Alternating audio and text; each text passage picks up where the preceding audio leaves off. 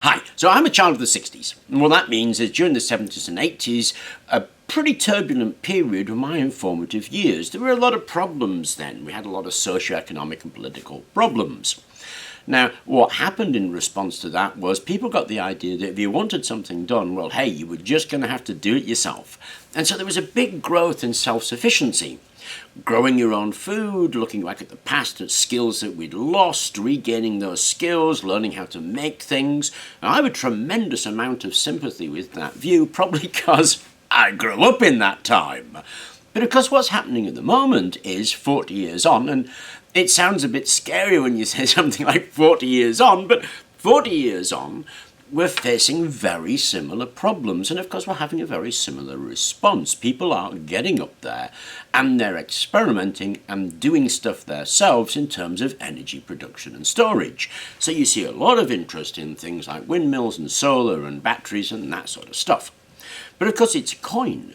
And when you're staring at the coin, what you've got to remember to do is flip it over because, hey, it's got another side.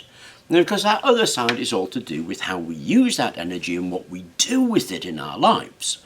Now, what people are hoping for to a degree is that wonder pill that will cure all ills. We don't have to do anything, we'll find the solution, whether it's going to be wind, wave, solar, thermal, thorium, salt, whatever is your particular favourite that you think is going to be that pill, that's what you're waiting for. Because the encouragement is, and the idea is, that we need to change what we're doing. We need to have a think about how it is that we're using that energy. Now, that's not as popular as producing enough energy so we can continue in our lives. But that still is there, that we need to think about what it is that we're doing with the energy that we used. Now, there are two things you could do.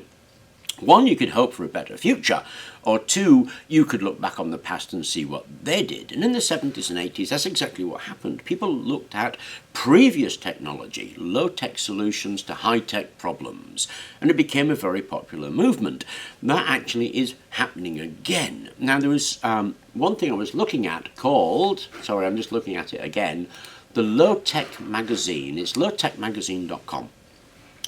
Absolutely fascinating. I came across this because I was obviously mucking around with bicycles. Now, mucking around with things might seem pointless when you're actually doing it, but what it does is it trends your mind to thoughts you wouldn't normally have, and things pop up. People make suggestions, people have ideas, people have trains of thought they wouldn't otherwise go unless they were mucking around with things. And that's what's happened here. I've been mucking around with bicycles and I've been making those hubless wheels. I mean, those hubless wheels are cool, but so what? But it does lead you down other paths, particularly on bicycles, which led me to lowtechmagazine.com, and the use of bicycles to directly use mechanical energy to do things that we're otherwise doing. There's a whole host of really good articles on that lowtechmagazine.com, so if I were you, I really would go and have a look at it, particularly if you're interested in energy. There's a lot of interesting solutions, things like water breaks, for example, and it's well worth a look at. But anyway, back to what I was talking about, and that's to do with bicycles and pedal power, direct mechanical power, to do jobs that we're currently flipping a switch and using a motor to do, because our minds go immediately to electricity and motors. The question is, do they need to?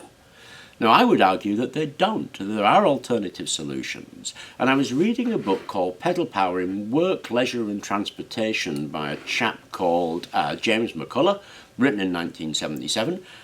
Great book. Lovely suggestion about how to make a bicycle power unit to do some of those jobs that we currently flip a switch to do. Now, people can produce some power.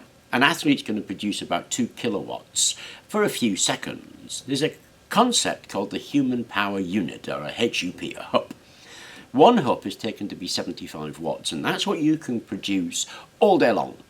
Normal people can produce about 4.5 HUPs, but only for a few seconds or so. So you're not going to get a huge amount of power out of this, but you are going to be able to do those ridiculous jobs that you normally flip a switch for. So things like making smoothies, sawing wood, drilling holes, all that sort of stuff. And that fascinated me because that is a change in the way we look at how we use our energy. It's the other side of the coin that I was really attracted to. So I'm going to do some projects on that as an idea, and it's going to be based on that book and based on that magazine. Now, they do an internet version, and they also have a paperback version of their articles. I ordered the paperback version because it's 20 quid. And I thought, £20? That's not a lot.